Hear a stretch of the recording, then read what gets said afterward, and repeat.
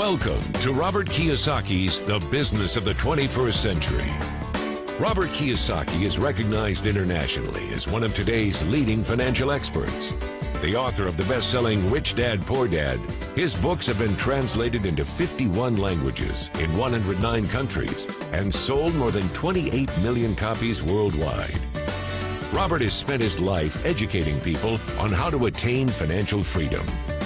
Now, through this special video presentation, he explains why network marketing is indeed the business of the 21st century and how you can take advantage of its opportunities to create the life you desire. Hello, I'm Robert Kiyosaki. I'm the author of this book, Rich Dad, Poor Dad. I want to welcome you to the business of the 21st century. For those of you who may not be familiar with this book, it was published in 1997, a self-published book, and it went all around the world, and in 2000 it made the New York Times bestseller list. It was the only self-published book that made it. And at the same time, a woman named Oprah Winfrey called, and I went on her show to talk about Rich Dad, Poor Dad, and voila, suddenly I was a famous individual. So today this book has now sold approximately 25 million copies in 100 different countries and 50 different languages. So today, Rich Dad, Poor Dad is the #1 personal finance book ever written. So Rich Dad, Poor Dad is a very simple story of my two dads. My real dad was the head of education for the state of Hawaii. Great guy, PhD, like I said, head of education, smart guy, but he also ran for lieutenant governor of the state of Hawaii as a Republican. Unfortunately, he lost, and he ultimately died poor, so that's why I call him my poor dad. My rich dad, on the other hand, didn't finish school, but he ultimately became one of the richest men in Hawaii.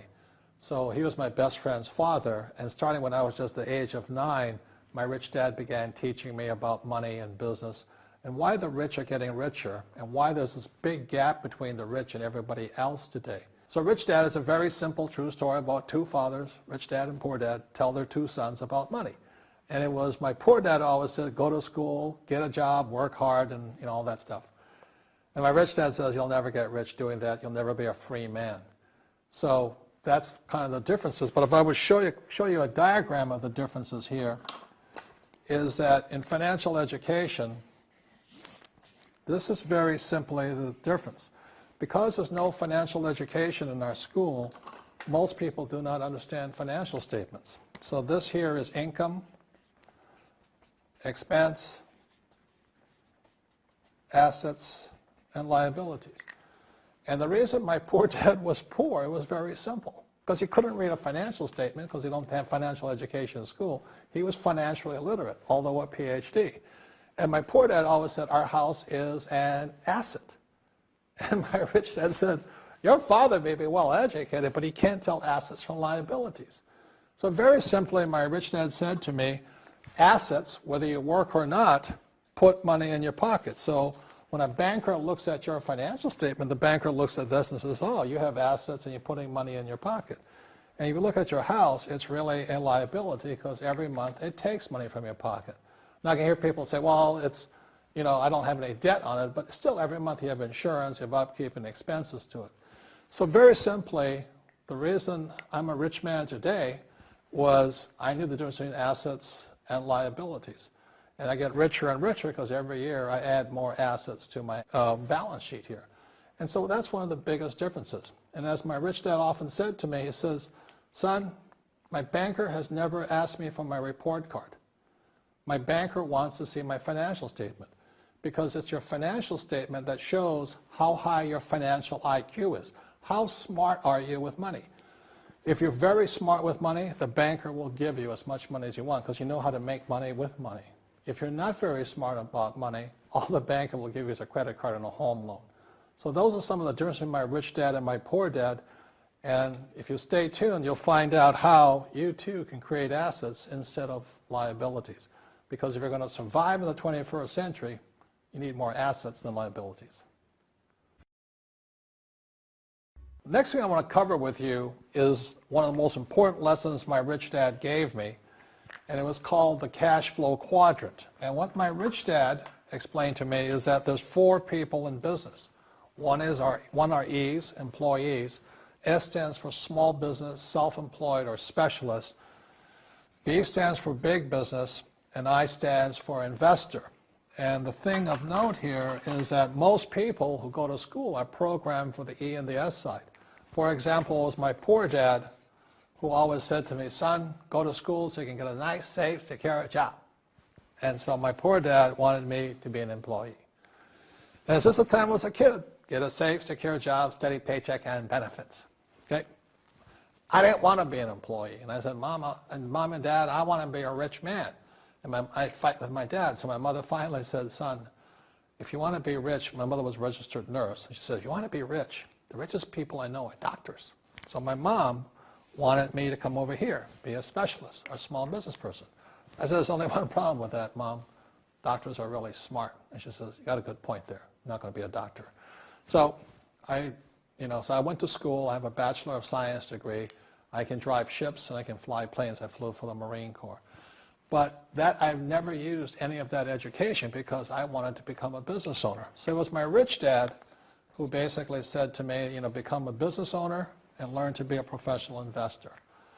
So one of the big differences here between these people is that it's called taxes. See, in 1943, in the U.S., the federal government passed a law that said employees had to pay tax before they got paid. So when you when you get your paycheck from your employer, you open it up, and voila, the government's always taken a sizable chunk of it.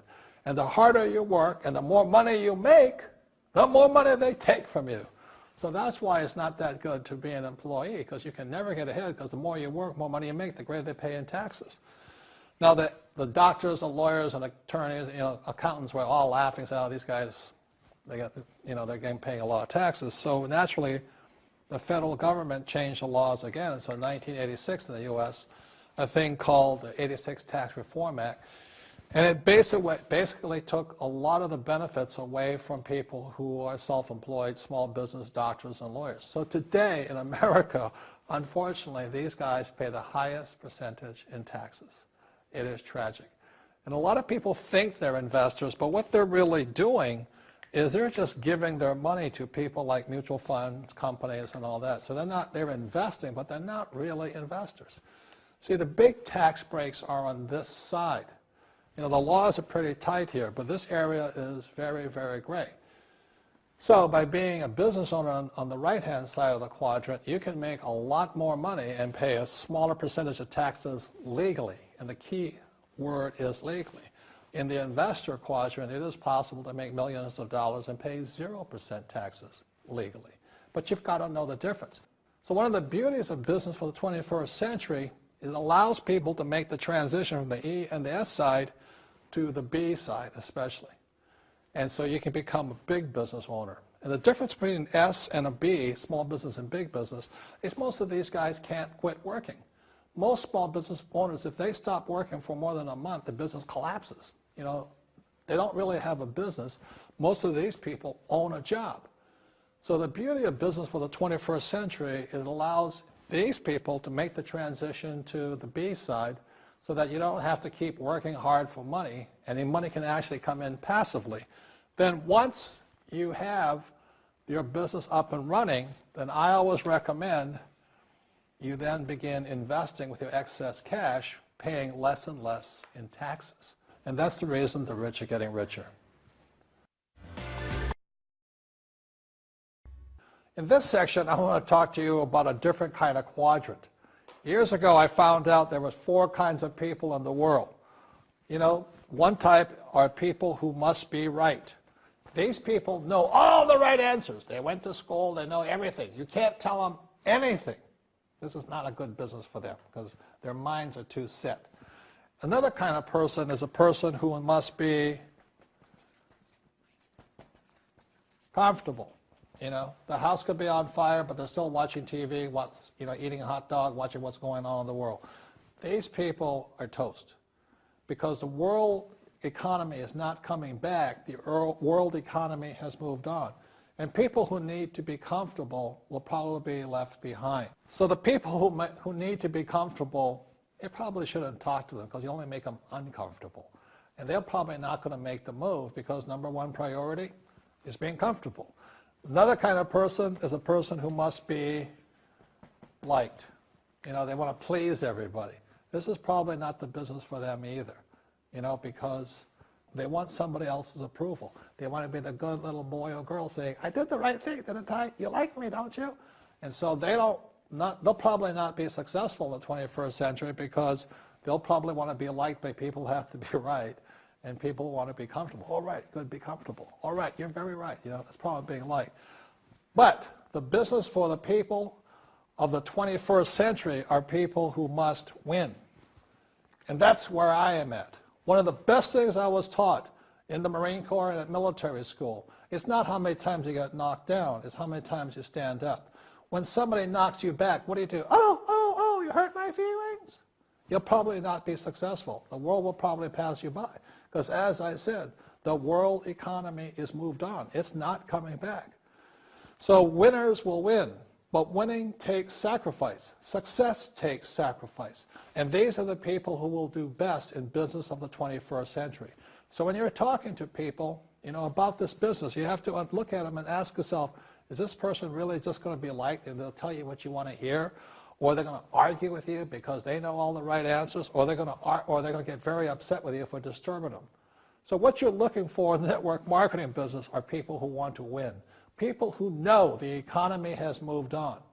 You'll find every race, gender, age, and background in network marketing.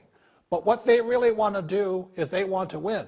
It really is a true playing field in the world, but not for these people. These people will be left behind. Network marketing is for people who want to win because network marketing is the business model of the future. If you want the government to take care of you, then just keep doing what you want to do. It is possible for everyone to win, but the problem is you've got to commit to it. You've got to say, this is what I'm going to do. I'm going to dedicate 5 years of my life. You want to look at the leaders and say, those are the people I want to be like. Those are the kinds of people I want to hang out with. That's what you got to say to yourself. And I want to help other people do what I want to do and win in life. And that's why I support network marketing, because it really is the business for the 21st century. As an entrepreneur, I have built many businesses from scratch. And as some of you know, a lot of them crashed also. Statistics show that most new businesses fail within the first 5 years, 90% in fact. And of the 10% that survive, the remaining 10% crash in the second 5 years. So in other words, most are gone in 10 years. So I've looked at many different models, and one that stands out for me is network marketing. And the reason for that, it takes very little upfront cash. It's low overhead. You can do it part-time. It means keep your daytime job, but do this part-time. And once the business is up and running, it can generate enough income so that you can move from the left side to the right side of the quadrant. So let me tell you about my introduction to network marketing, because I had a very closed mind to it. Since I can build my own businesses, I said, why do I need a network marketing business? But about 15 years ago, I have a good friend, his name is Bill, and this guy is the best real estate investor I know. He has tons of assets in here. So I said, Bill, why did you start a network marketing business? And his answer was very simple. He says, it's my way of helping people. But more importantly, he says, the reason most people can't invest in real estate is because they don't have a business. They don't make enough money simply because taxes, debt, inflation, and retirement savings are killing them. They cannot even invest. So my friend Bill, who is a professional real estate entrepreneur, he says, I started a network marketing business so the people that worked with me could start their own business and then invest money with him. So with that, I realized then that network marketing wasn't about making money, but it was about helping people to help other people make money so they become financially free. So the beauty of network marketing, I said, like it's very low entry point, doesn't take much money, you can do it part-time. And where you profit is in most big corporations is they spend millions, sometimes billions of dollars in advertising. So rather than give that money to advertisers, network marketing depends on building a network. It's called word of mouth, like you recommend a movie to a best friend. So really, the reason I support network marketing, because it's not about selling. It's about people helping people build assets in the asset columns, becoming business owners, and then becoming investors, rather than going through all of this here, which most E's and S's go through.